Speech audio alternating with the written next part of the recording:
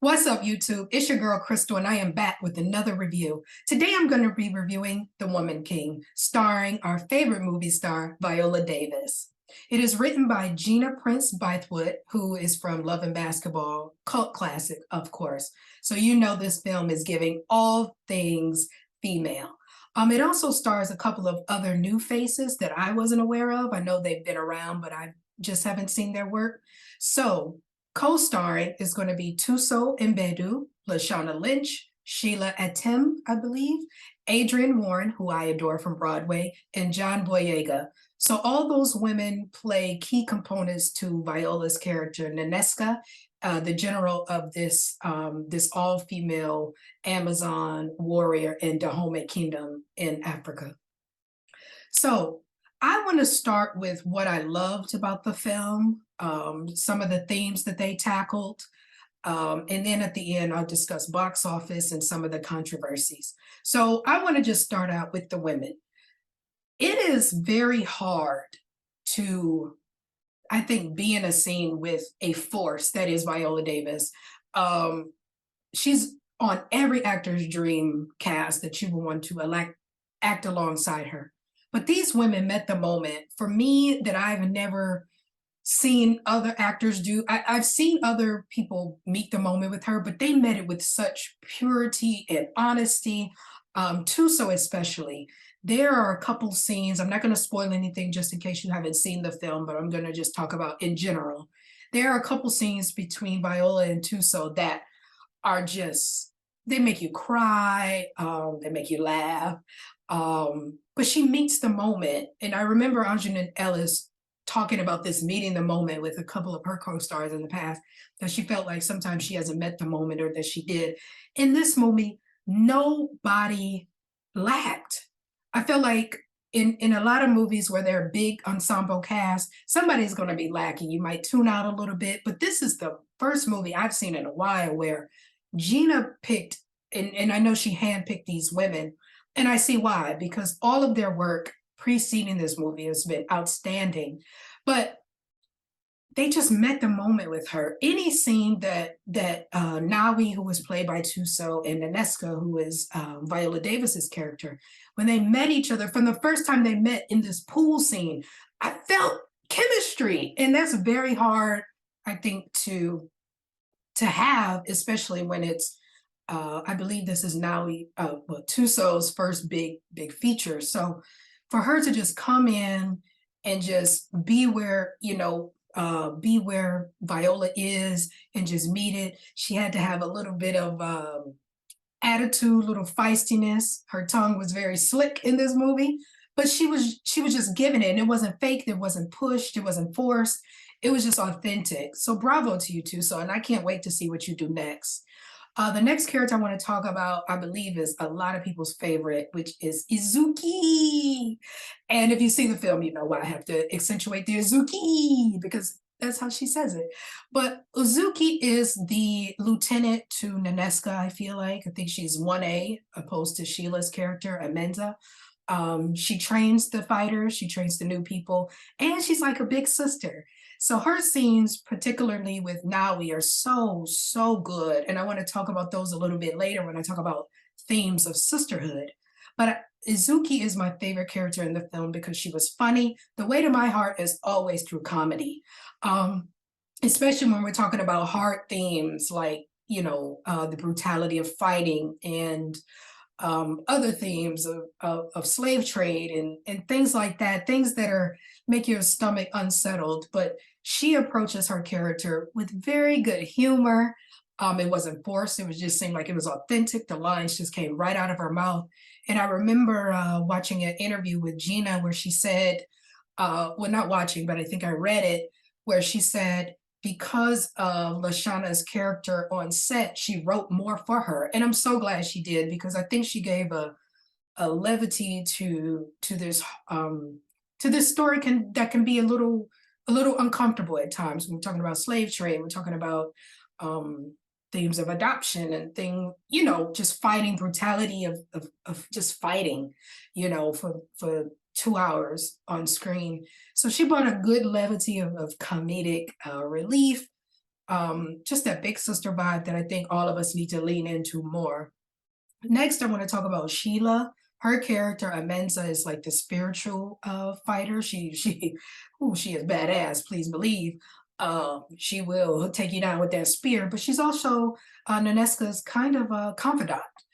They went through some things in their youth that they would never speak about. I won't spoil it, but she's kind of her confidant. She can go to her at any time. She can kind of challenge her in private as well.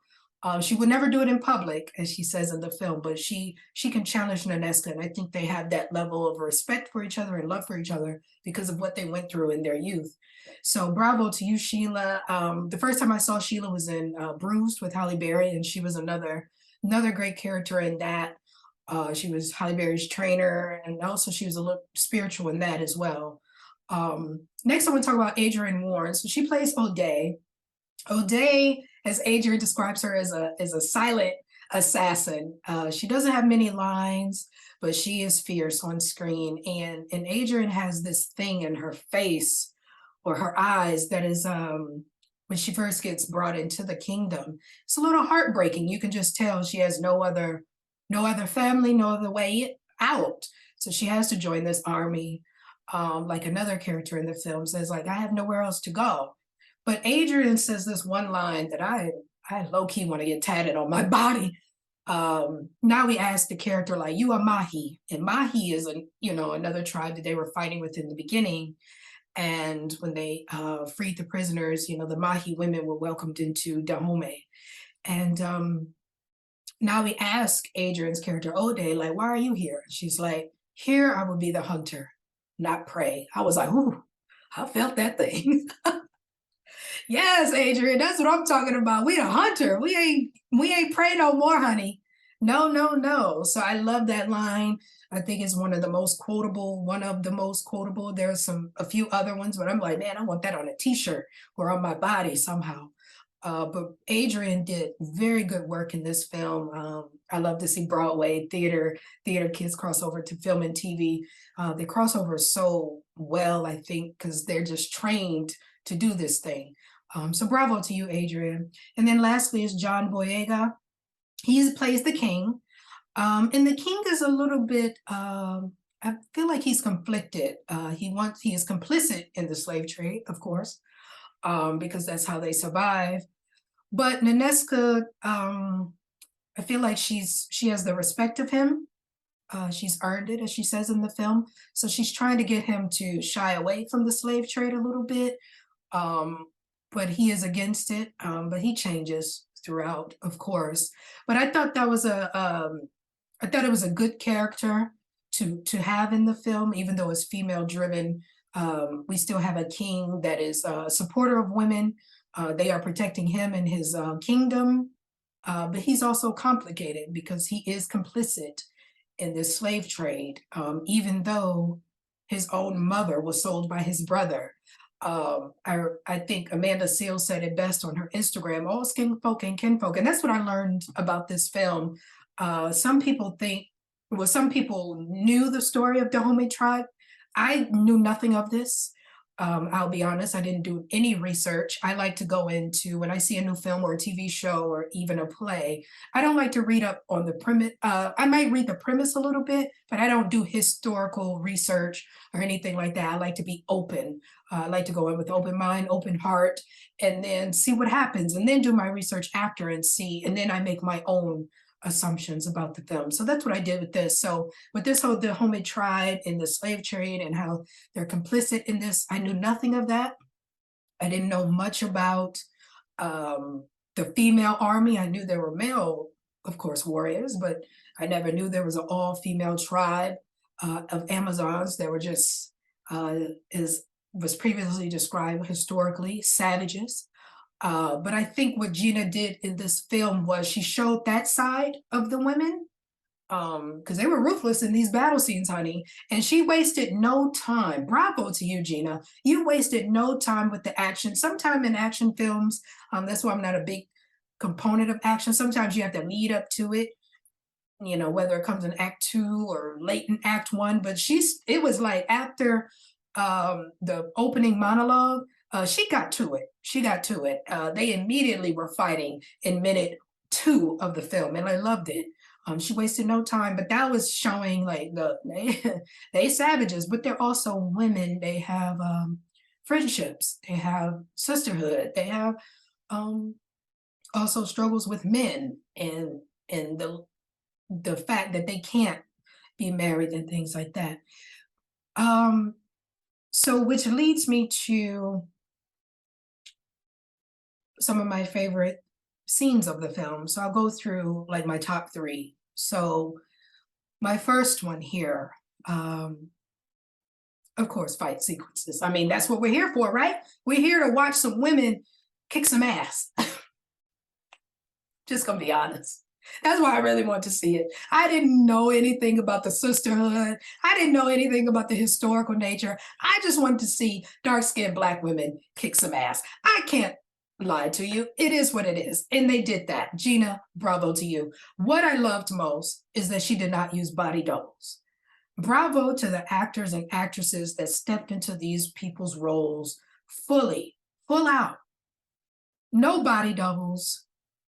All of them, they trained for months. I believe they said 6 months, something like that. I think Tuso said she started even earlier, but they trained for months with their trainer, Gabby, stunt coordinator, I believe his name is Danny Hernandez.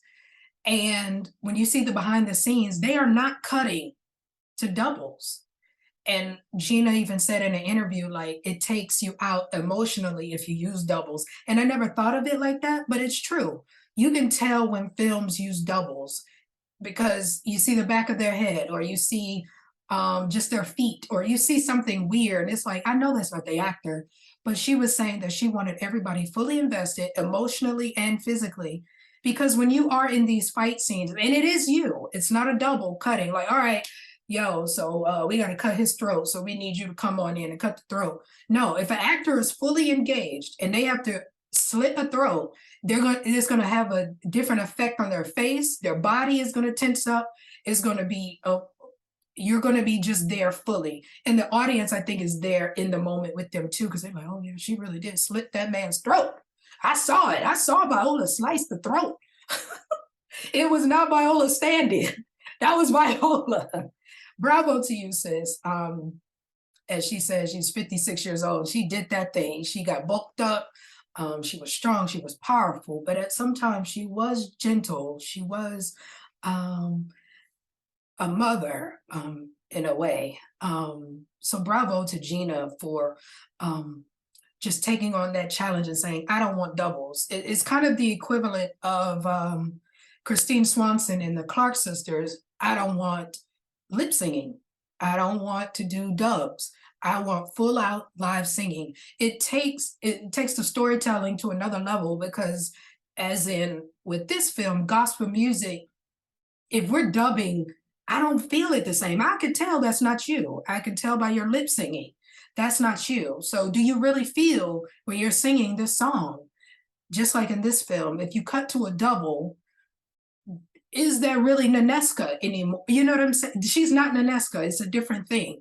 So bravo to the actors that train, that the women always talk about it in interviews, like it was trauma bonding, but I think it brought their sisterhood off screen better too, because they were all in this thing together.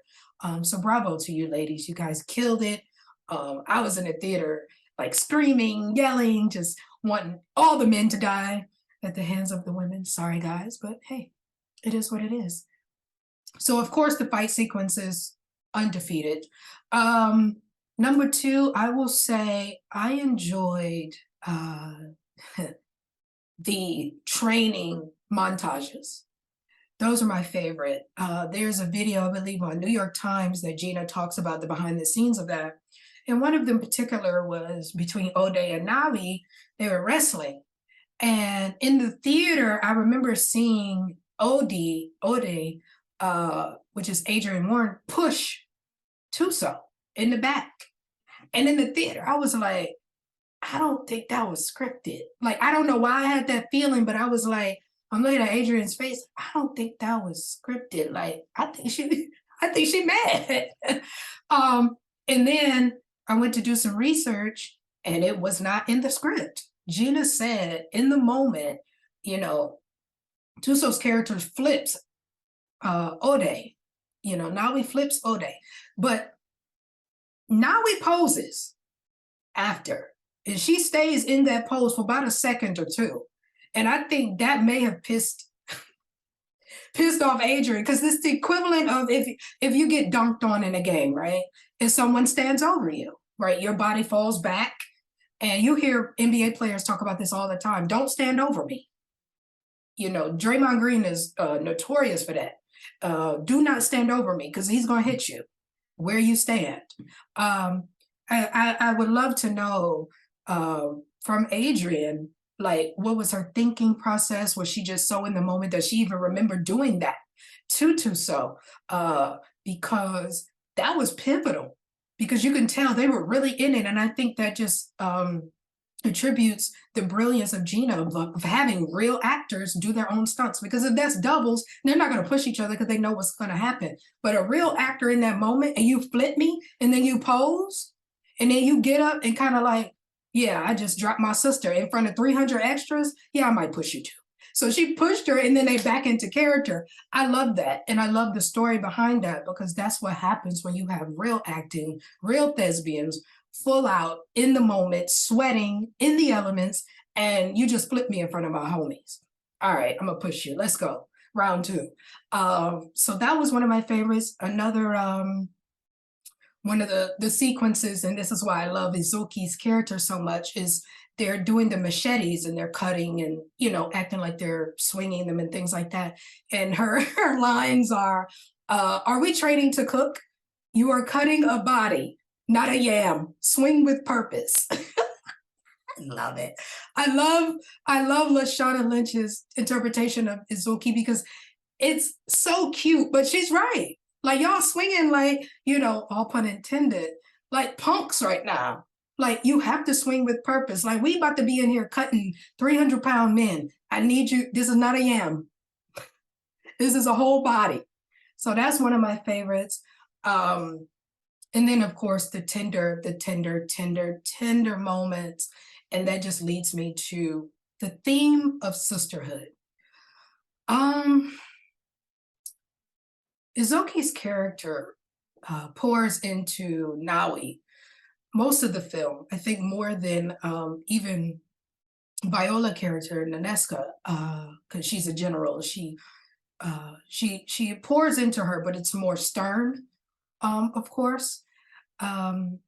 Izuki's character is more of a big sister. So it's stern. You know, what is the first rule of training? Always obey Izuki, of course, right? That's the first rule of training. But she also teaches her some things throughout the film. There are 3 particular scenes where she just pours into her and tells her, like, you can't, your tongue, your mouth is going to get you in trouble. She even says, like, we need smart warriors. Dumb ones die quickly. She shares a heartbreaking story about her own childhood with Nawi. And I kind of equate that to Effie, we all got pain, because I feel like Nawi has a chip on her shoulder, right? She doesn't come from a kind family. She has some things that, you know, she just finds out during this film of what happened in her youth.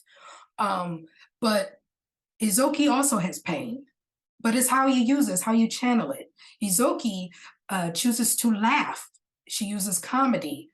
She uses her sisters to bond with. She uses that machete to kill. So, you know, as she says later, like, we cope in our own way, right? We cope in our own way. So she's, in the beginning, she's like, look, we all got pain. We your family now. You know, you're here with us. So, you know, just cut out that smart aleck talk and just listen and train, or you'll die. And you know, she's absolutely correct. Another moment that I loved is when another tender moment is when Izuki is braiding Tuso's hair. And this theme of you can't have it all. I think this is a very good theme to talk about. And please drop down in the comments if you agree or not. I can debate this all day long because I am one of those people. I don't think you can have it all, especially in the line of warrior or an athlete or an actor, something that takes you away from family. I don't think something has to suffer, right? So to be great, there is sacrifice. So whether you'd sacrifice being in love, whether you sacrifice being a mother, it sucks that women have to make that choice because we are the ones that are carrying the children, right? For 9 months or however long. We are the ones taking that on, right? Men not necessarily. I think Nawi makes the speech or the statement. How is it not fair that we're not allowed to marry and have children, but the men can? Well, it's different because men don't have to carry the baby, so they have a different, I think, connection to a kid and a wife. They can go off and fight and do whatever else and come home and it's fine. But women, we really are the pillars of the family, right? The woman has to breastfeed. The woman has to cook, clean. So if you also want to be a warrior, something is going to suffer, right? So either you have your family and you be weakened by that and you might die in battle, or you be the greatest warrior you can, but then you sacrifice love. Some people think that you can have it all. And, I don't think so. I think you do have to make a choice at some point, depending on what you have. I'm not saying like you could work at a bank and yeah, you can't have it all. I'm not talking about that. I'm talking about real life stuff that takes you away from your family. And in this movie, I get why the rule is we do not marry and we do not have children. Because as women, to be our greatest selves, that can make you weak. You are not going to fight the same as a mother that you would if you weren't. Because if you are a mother, you have now something to also live for. In warrior world, it is you, the homie, your sisters, you fighting for your king. But if you are a mom, that stuff gets put on the back burner. Your child comes first, correct? Your husband will come first, right? Not the homie necessarily. But if you have those things, it is up to you to make that choice. You can try to have both, but you'll probably die. And I do agree with that. I do. This notion that love makes you weak. I know it sounds a little harsh, but in some ways it softens you. Maybe not make you weak, but it does soften you, right? Because you're going to think about your husband or wife first, or the love of your child first, other than fighting for my sisters in battle. You won't be maybe so reckless to just go after the fight after they do a couple times in this film. They go after the fight. But if you have children at home, you may sit there and be like, all right, I don't think we should go after this fight. Maybe we should lay low for a little bit, play it a little bit smarter. I think that can be a little tricky. I love that theme though. Can you have it all? I say no, but some people may say yes. It's going to cost you though. If you do have it all, something will suffer. And that's just, I think, the way the world is for women, unfortunately. But please let me know your thoughts in the comments for sure. Next, I want to get to the box office. So congratulations. The budget was 50 million to make the film. They shot it in South Africa, which I think is awesome. They were intentional in that from the interviews that I've read, that they really wanted to shoot in on the continent, just be pure, authentic. You don't want to, you could have shot it on a stage, but it wouldn't have the same feeling as being on that land, on that continent, your feet in the dirt. And I believe that's Tuso's, the first 2 weeks they shot it in Tuso's province, which made her emotional at the Essence Roundtable. I thought that was so sweet. That's dope. She got to go home to her province and shoot a movie that's going to change her life, because now she's going to be a household name. So opening weekend, it did 19 million, which is 7 million more than what was predicted. They thought, I believe Sony thought they would only do 12 million. But the power of social media, man, the power of Black women, period. Anything we want to succeed, we will make it happen. Anything we want to fail, we can also make that happen. So I'm proud of them for making I would have rather the opening weekend be 25 to 30 million, just to make sure they get that money back, because I do want to see more films like this. But hopefully, it is now a week after, and some celebrities are stepping up, buying out some theaters. Taraji P. Henson, Kerry Washington, a host of others that are buying out theaters in different cities. So check Instagram for all things. If you haven't seen the film, I'm sure you can see it, maybe even for free, for sure. Now let's get to the controversy. As I said earlier in the video, I did not do my research before this movie. I like to go in with open heart, open mind, because I want to be entertained. I know the business of show, that is show business. Documentaries only do well at like the Oscars and things like that. They are not going to make 100 million at the box office. You want to know why? Because to some, they're boring, because it's all facts, it's narrated, and things like that. I think the people that have a problem with this, I don't know what will make people happy. Because in one breath, you're saying, I'm sick of seeing slave films. I'm sick of seeing us portrayed in a stereotype. I'm sick of us seeing portrayed like this and drug dealers and all this stuff. Now you have us being portrayed as kings, queens, and warriors. And it's still not good enough, because the story that you want told was not what was on the screen. Let me explain to you protagonist, antagonist, conflict. The real story of Dahomey is disturbing. They are very complicit in the slave trade, and they did a lot of brutality, right? If everyone is complicit on screen, if Nanesca, the king, and the Dahomey Amazons are all complicit on screen, I'm not talking about in real life, I'm talking about on screen, no one is going to sit through that film, because there is no conflict. Characters have to be in conflict with each other for a film, TV show, or a play to work. That's just how the structure is. That is how it is. That's what makes a good movie, film, TV show, and play. You cannot have, if Nanesca, the whole movie, yeah, let's sell these people, let's keep doing it, we're going to keep doing it. There is no story. You have to understand that. I understand you want to keep it as authentic as possible and tell the truth of history. This is not a documentary, people. This is a movie. It is based on true story. Yes, it is based on, for real, Nanesca, on the king, on Dahomey, on this land. Yes. But the actual story is not good enough to entertain you for 2 hours. You would not sit there, and don't say you would not sit through a 2-hour movie and watch people just be okay in the slave trade. You would not. You have to have someone to root for. That's just what it is. You have to have a villain. That's what we have. You have to.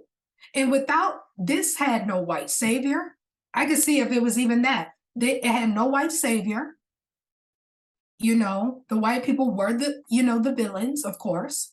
But we were our own villains too. The king was complicit. I don't think people are saying that they soft-chewed slave trade and all of these things. First of all, the movie is rated PG-13. They could not physically show what you wanted in PG-13, but they did show it. They showed the complicity in the slave trade.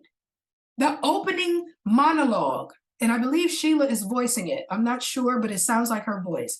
She tells you before the first action sequence, this is what this is. These are the Dahomey people. They are slave traders. They are complicit in this. They did not hide that information. The king said in there, my mother was sold by my brother. He showed no emotion about that.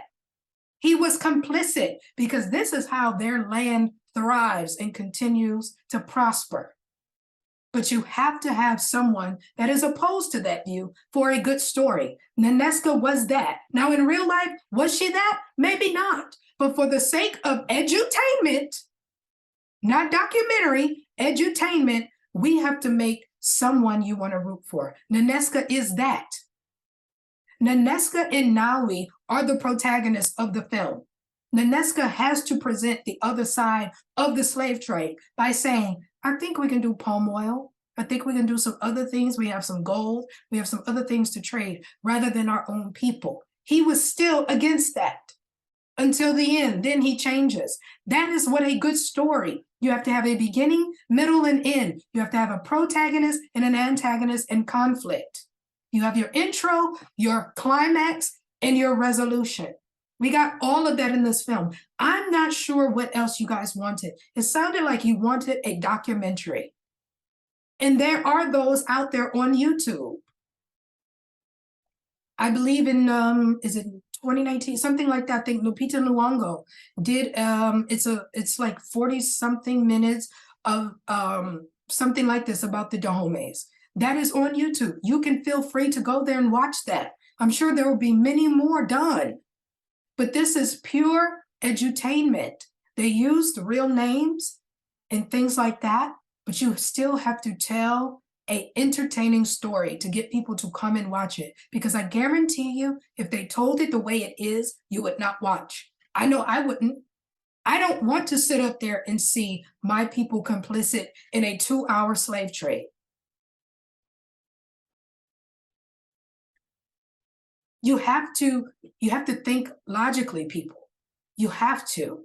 And I'm starting to wonder if this is more about you just don't want to see Black women killing Black men on screen. I don't know. I really don't. Maybe I'm grasping at straws, but I feel like it's always something with us. We don't want to support the things you say. I don't want to be a slave, a drug dealer. We're sick of being drug addicts and all of this. None of that was in this. They showed their complicity in the slave trade. Maybe it could have been more.